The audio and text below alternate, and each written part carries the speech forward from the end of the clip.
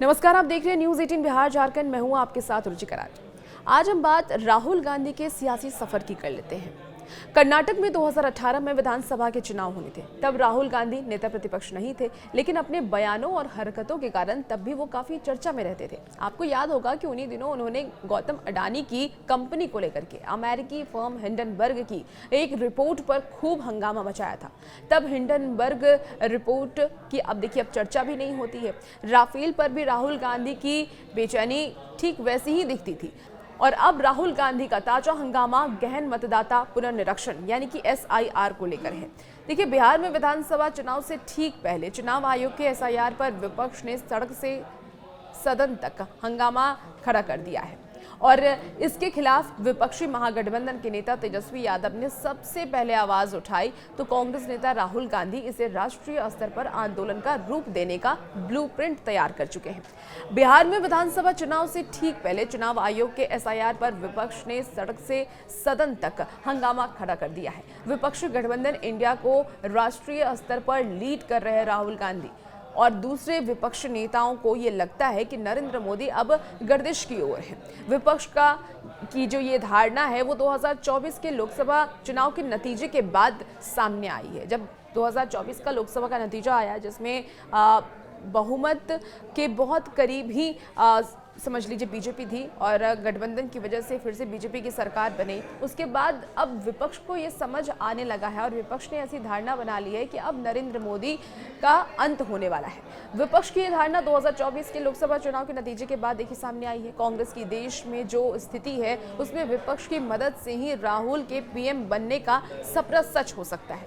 और यही वजह है कि कभी ममता बनर्जी, कभी लालू प्रसाद यादव और अखिलेश यादव और शरद पवार जैसे विपक्षी नेताओं के द्वारा खारिज किए जा चुके राहुल गांधी ने बिहार के SIR के मुद्दे को राष्ट्रीय आवाज बनाने की पहल शुरू की और कभी वो अपने आवाज पर दावत पर विपक्षी नेताओं को जुटा रहे हैं, कभी मल्लिकार्जुन खड़गे अपने यहाँ भोज करा रहे हैं। कांग्रेस ने आंदोलन को मजबूत बनाने के लिए वेबसाइट भी देखिए बना लिया है। मिस्ड कॉल के जरिए लोगों का समर्थन कांग्रेस जुटा रही है। दिल्ली में विपक्षी सांसदों ने SIR के खिलाफ जोरदार प्रदर्शन किया है।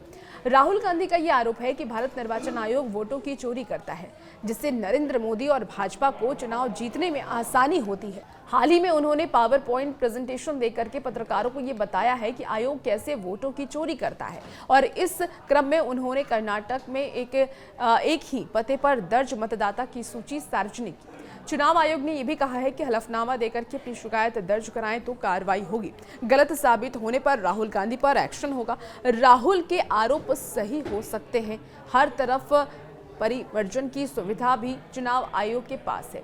बहरहाल चुनाव आयोग पर राहुल के आरोप सही हैं या गलत है, इस बात करने से पहले ये सवाल खड़ा हो जाता है कि राहुल गांधी ने नरेंद्र मोदी को लक्ष्य कर अब तक के जो खुलासे किए हैं, कुछ ही दिनों में वो फुस हो गए और इसे लोग राहुल का प्रोपेगेंडा पॉलिटिक्स भी कह रहे हैं। देखिए, 2019 से लेकर के 2024 तक की बात कर लेते हैं। तो देखिए, 2019 से 24 तक राहुल ने चौकीदार चोर है स्लोगन के साथ यात्रा की और उसकी हवा निकल गई।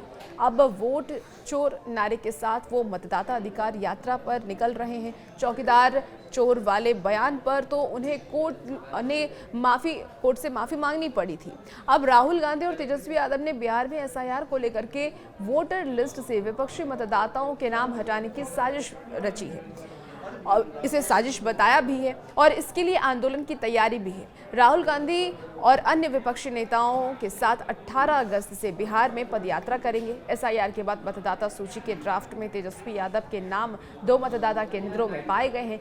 उन्हें चुनाव आयोग से नोटिस भी मिले हैं। अब चुनाव आयोग ने स्पष्ट किया है कि SIR एक नियमित प्रक्रिया है और विपक्ष के दावे गलत है। राहुल गांधी और विपक्षी नेताओं के द्वारा बनाए गए ये नैरेटिव मुख्य रूप से राजनीतिक लाभ और जनता में भ्रम फैलाने के लिए थे और इनमें से कई दावों का कोई ठोस सबूत नहीं मिला है। सुप्रीम कोर्ट, चुनाव आयोग या तथ्य जांच ने इन्हें खारिज कर दिया। भाजपा ने इन आरोपों को झूठ की राजनीति और संवैधानिक संस्थाओं पर हमला करार दिया है। तो अब SIR का मुद्दा देखिए कोर्ट में भी है और विपक्ष के जो नेता आरोप लगा रहे हैं इसमें कितनी सच्चाई है ये तो आने वाले वक्त में ही पता चलेगा। और भी ऐसी वीडियोस के लिए बने रहिए न्यूज़ 18 बिहार झारखंड के साथ।